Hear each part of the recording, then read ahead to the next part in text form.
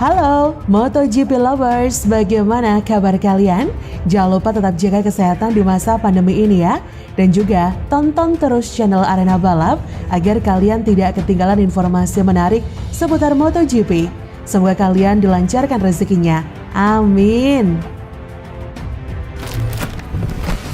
3.000 personel gabungan, helikopter, 19 anjing pelacak dikerahkan amankan Mandalika, perbukitan juga dijaga. Sedikitnya 3.000 personel gabungan mulai dikerahkan untuk mengamankan ajang balap motor sirkuit Mandalika. Personel gabungan itu terdiri dari 2.058 personel Polda NTB beserta jajaran, 300 personel TNI, dan 465 personel gabungan dari instansi pemerintahan, serta 408 personel perbantuan dari Mabes Polri. Selain personel gabungan, ada pula peralatan pendukung operasi, antara lain 19 ekor anjing pelacak K9 dari Korsa Bara Baharkam Polri, 2 unit kapal dan 1 unit helikopter dari Korpel Lairut Baharkam Polri, 35 unit kendaraan roda 2, dan 24 unit kendaraan roda 4 dari Korlantas Polri, juga 16 kendaraan taktis Brimob. Di samping itu, juga ada 2 unit mobil pusat komando dari divisi TIK Polri, 13 unit kendaraan khusus dari Ditpa Mobfit Korsa Bara Baharkam Polri, 5 tim Jibom dan 5 tim operator pesawat nirawak atau drone Kor Brimob Polri. Tugas pengamanannya tak hanya berada di sekitar kawasan sirkuit, areal perbukitan yang ada di sekitarnya, perhotelan, pantai dan objek vital lainnya yang ada di kawasan ekonomi khusus KEK Mandalika juga menjadi atensi pengamanan. Keselamatan para penonton, pebalap bersama kru dan pengunjung di KEK Mandalika menjadi bagian dari tugas pengamanan. Anggota akan melaksanakan tugas pengamanannya melalui pos yang telah ditentukan. Kapolda NTB Irjen Pol Muhammad Iqbal menggelar apel pasukan dan peralatan operasi Mandalika Rinjani 2021 di lapangan Baradaksa Mapolda NTB di Mataram. Jadi seluruh peralatan dan personel hari ini masuk ke lokasi masing-masing untuk melakukan pengamanan ini semua personel gabungan, kata M. Iqbal Kamis 11 November, seperti dikutip dari Klik Mataram dari PMJ News. Kapolda NTB menghimbau kepada seluruh personel untuk melakukan pengamanan secara profesional dengan mengeluarkan seluruh kemampuan terbaiknya di lapangan. Hal itu disampaikan karena mengingat ajang ini akan menjadi tolak ukur di mana pertaruhan nama baik Indonesia sebagai salah satu lokasi penyelenggara tahunan balap motor kelas dunia. Jelang ajang World Superbike Mandalika, Jokowi tetap jaga prokes. Presiden Joko Widodo mengingatkan agar pelaksanaan ajang-ajang internasional di sirkuit Mandalika tetap memperhatikan protokol kesehatan di masa pandemi COVID. Kata Presiden Jokowi dalam sambutannya, sekali lagi protokol kesehatan ketat dan saya sudah memerintahkan untuk juga didampingi oleh Satgas sehingga tata kelola setiap event itu terus dijaga protokol kesehatannya. Kata Jokowi dalam sambutannya pada peresmian sirkuit Mandalika dikutip dari laman presidenri.go.id. Jokowi mengatakan bahwa ajang-ajang kelas dunia siap digelar di sirkuit tersebut. Adapun dalam waktu dekat ini akan digelar ajang World Superbike WSBK pada 19-21 November 2021 dan MotoGP pada Maret 2022 mendatang. Sirkuit Mandalika dengan panjang sirkuit 4,3 km dengan teknologi aspal terbaru, Stone Mastic Asphalt SMA, juga telah selesai dibangun dan siap untuk digunakan. Semuanya siap digunakan untuk mendukung penyelenggaraan event-event kelas dunia di kawasan Mandalika ini, seperti yang sebentar lagi akan diselenggarakan yaitu World Superbike 2021 dan dilanjutkan nantinya di bulan Maret 2022 dengan MotoGP, kata Presiden Jokowi. Bersama dengan peresmian sirkuit Mandalika, Presiden juga meresmikan jalan bypass yang menghubungkan Bandara Internasional Lombok atau BIL dengan KEK Mandalika. Jalan sepanjang 17,3 km tersebut telah siap digunakan dan akan memangkas waktu tempuh antara bandara dengan KEK Mandalika. Kata Presiden Jokowi, alhamdulillah kita patut bersyukur bahwa pembangunan jalan bypass Bandara Internasional Lombok sampai ke Mandalika dengan panjang 17,3 km telah selesai dibangun dan siap untuk digunakan, sehingga jarak tempuh antara bandara dengan Mandalika hanya 15 menit saja, kata Presiden. Untuk diketahui, sirkuit Mandalika berada di kawasan ekonomi khusus KEK Mandalika yang dikelola oleh PT Pengembangan Pariwisata Indonesia Persero atau dikenal dengan Indonesia Tourism Development Corporation ITDC. ITDC merupakan bagian dari InJourney yakni sebuah holding BUMN pariwisata dan pendukung yang resmi beroperasi dengan terbitnya Peraturan Pemerintah Nomor 104 Tahun 2021 tanggal 6 Oktober 2021.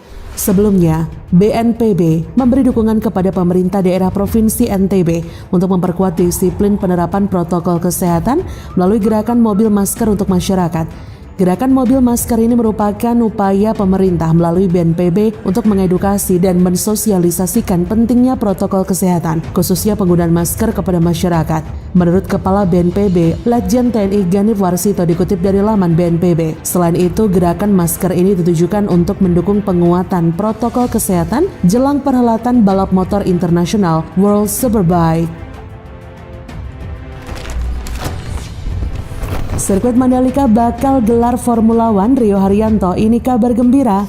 Pembalap ternama Indonesia Rio Haryanto memberikan tanggapan positif terkait rencana sirkuit Mandalika dalam menggelar ajang balapan Formula One. Dirinya menganggap bahwa ini akan menjadi kabar yang sangat gembira. Seperti yang diketahui, CEO Mandalika Grand Prix Association Ricky Baheramsyah mengaku sudah mempersiapkan rencana untuk menggelar turnamen Jetara tersebut. Dengan begitu, lintasan yang berada di Lombok, Nusa Tenggara Barat tersebut tidak hanya akan menggelar MotoGP saja. Kata Ricky, sirkuit kami bisa memenuhi grade A FIA yang akan menampung F1 dan kami sudah berdiskusi dengan F1 di Lombok. Jadi destinasi seperti Lombok akan menjadi tantangan bagi F1, tapi begitu Mandalika dikembangkan maka akan ada peluang fantastis untuk F1 jika ingin menjelajahinya. Untuk saat ini kami sepenuhnya fokus pada balapan yang kami miliki. Menanggapi rencana ini, Rio Haryanto pun sangat menyambutnya dengan gembira. Pasalnya dengan hadirnya Formula One di tanah air, negeri ini bisa disorot mata dunia. Kata Rio Haryanto, ini bakal menjadi kabar gembira sekali ya jika Indonesia jadi menyelenggarakan ajang balap Formula One karena ini merupakan ajang yang prestis, banyak sekali audiensnya di seluruh dunia. Dengan adanya F1, Mandalika akan sangat membantu mempromosikan Indonesia di mata dunia, bisa lewat produk atau destinasi pariwisata, kata sang pembalap. Rio sendiri saat ini menjadi pembalap Indonesia yang pernah mencicipi persaingan di ajang balap Formula One. Diketahui ia hanya bertahan kurang dari semusim pada 2016 lalu. Kala itu rider Manor Racing ini hanya mampu mencatatkan posisi terbaik di peringkat ke-15. Di sisi lain, membandingkan sirkuit Mandalika dengan sirkuit Sepang, sirkuit Mandalika di Kabupaten Lombok Tengah, Provinsi Nusa Tenggara Barat telah diresmikan Presiden Joko Widodo pada Jumat 12 November. Dengan proses peresmian tersebut, artinya sirkuit dengan nama resmi Pertamina Mandalika International Street Circuit ini sepenuhnya siap menjadi tuan rumah untuk berbagai ajang kelas dunia. Sebelum sirkuit Mandalika ada, penggemar MotoGP di Indonesia kerap melancong ke Malaysia untuk menyaksikan pertandingan di sirkuit Sepang Malaysia. Namun pada tahun depan kondisi akan berubah karena pecinta MotoGP Indonesia bisa menyaksikan langsung balapan di negerinya.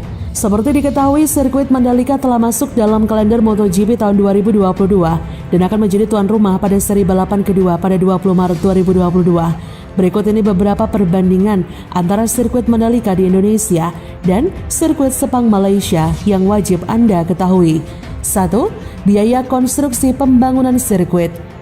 Mandalika menelan fulus hingga 1,1 triliun rupiah. Biaya ini dihabiskan untuk pekerjaan dasar sirkuit dan pembangunan sirkuit. Sementara itu biaya yang dikeluarkan untuk membangun sirkuit Sepang 120 juta dolar AS atau sekitar 300 miliar rupiah dan rampung pada tahun 98. Sirkuit Sepang secara resmi dibuka pada 9 Maret 99.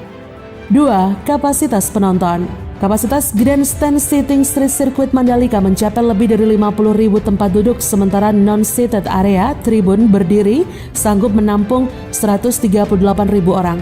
Para penonton juga bisa menonton MotoGP di Hospitality Suites yang direncanakan akan berkapasitas 7.700 penonton. Untuk sirkuit Sepang di Malaysia mampu menampung hingga 130.000 penonton sekaligus. Grandstand utama dan 18 corporate suites ber-AC memiliki kapasitas 32.000 penonton, sedangkan grandstands K dan F dapat diisi hingga 18.500 penonton yang berhadapan masing-masing pada belokan 1 dan 7. 3. Panjang trek. Sirkuit Sepang Malaysia dirancang dengan trek sepanjang 5.542 meter yang dilengkapi dengan 15 tikungan dan 8 lintasan lurus termasuk 2 lintasan berkecepatan tinggi. Sementara luas keseluruhan area adalah 90 hektar. Sedangkan sirkuit Mandalika dirancang dengan trek sepanjang 4.310 meter yang dilengkapi 17 tikungan. Luas keseluruhan area sirkuit adalah 120 hektar. 4.